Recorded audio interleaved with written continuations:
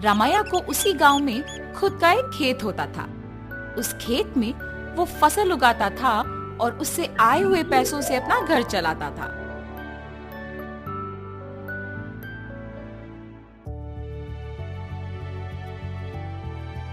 हमेशा की तरह इस साल भी फसल तो मैंने उगा दिया।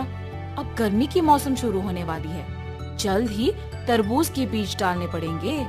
ऐसे सोचकर तरबूज के बीज लेके अपने खेत की ओर जाता है।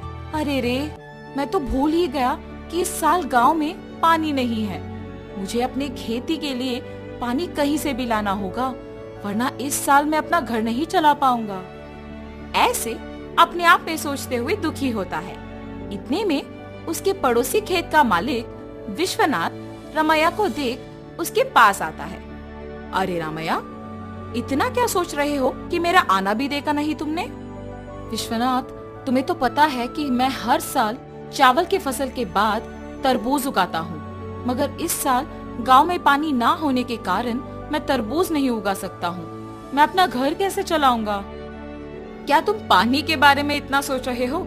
उसमें क्या है, इस सारे गांव में सिर्फ मेरे ही खेत में तो मोटर है। मेरे मोटर का उपयोग करके तुम हमेशा की तरह अपने खेत में तरबूज उगाओ।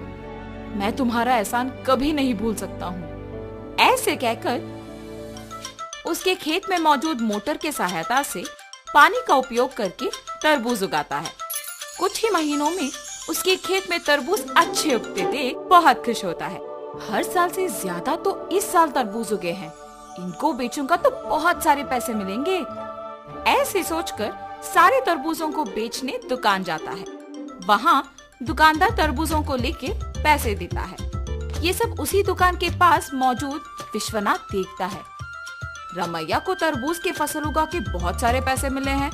मेरे पानी देने के वजह से ही ये उसके लिए मुमकिन हुआ है, इसीलिए आए हुए पैसों में आधा हिस्सा मुझे मिलना चाहिए। इसके बारे में मुझे रामैया से पूछना होगा। रामैया, मेरे पानी देने के वजह से ही तो तुम इतने तरबूजों को उगा सके हो।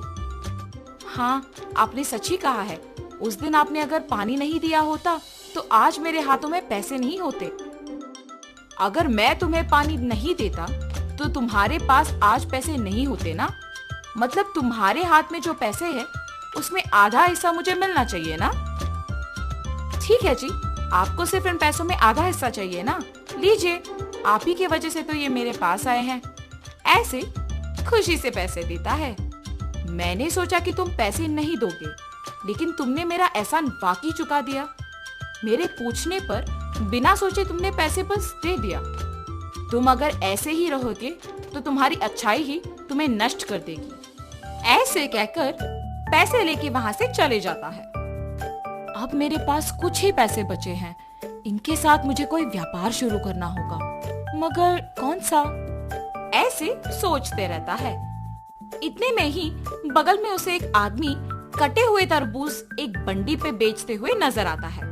प्यास लग रहा है, एक तरबूज का टुकड़ा खाऊंगा।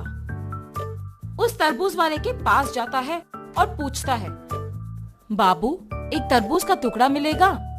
जी हाँ। एक तरबूज का टुकड़ा कितने का है? सिर्फ 5 रुपए है जी। एक तरबूज का टुकड़ा 5 रुपए का है? एक पूरा तरबूज तो बहुत कम पैसों में मिल जाएगा।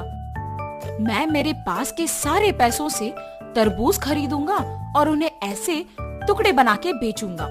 ऐसे मुझे बहुत पैसे मिलेंगे। तुरंत उसको पैसे देके उसके पास के सारे तरबूज लेके जाता है।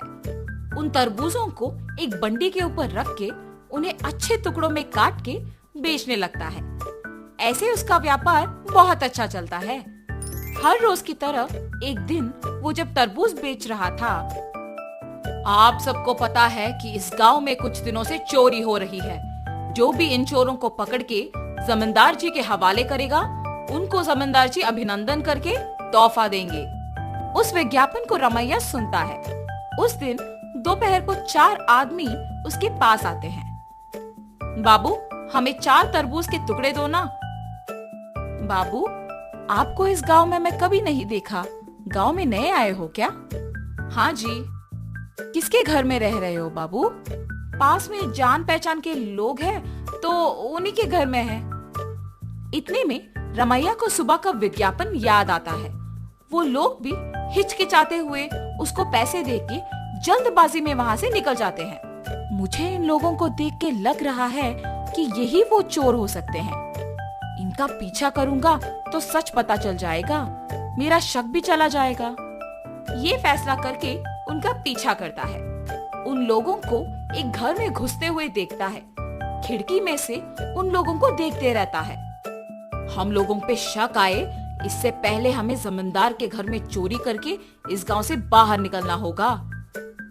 मेरे सोच के अनुसार ये लोग तो चोर ही निकले हैं। तुरंत मुझे ये जमींदार को बताना होगा, वरना आज जो चोरी होगा उसका कारण तो मैं ही बन जाऊंगा। तुरंत वो वहाँ से जमींदार के पास जाता है। जमींदार साहब, जमींदार साहब। अरे क्या हुआ रामैया, यहाँ आए हो? इस गांव में हो रही चोरियों के पीछे जो लोग हैं वो मुझे पता है, यही बताने आपके पास आया हूँ मैं। इतना ही नहीं, मैं उन्हें ये कहते हुए सुना कि वो आज आपके घर में चोरी करने वाले हैं, इसीलिए तुरंत आपके पास आया हूँ। ऐसे सब कुछ जमींदार को बताता है। क्या तुम्हें पता है कि वो लोग कहाँ हैं? जी साहब, पता है। सेवकों, तुम लोग अब रामैया के साथ जाके उन चोरों को पकड़ के मेरे पास लाओ। जी प्रभु। जमींदार के आज्ञा के अनुसार सेवक उन चोरों के घर जाके उनको पकड़ के जमींदार के पास लेके आते हैं। उन चोरों को पकड़ने के लिए गांव वालों के सामने रमैया का अभिनंदन किया जाता है और जमींदार उनके वचन के अनुसार उनके जायदाद में एक हिस्सा उसको देते हैं। तुम्हारे अच्छाई की वजह से ही तुम उनके जायदाद में एक हिस्सा पाए हो।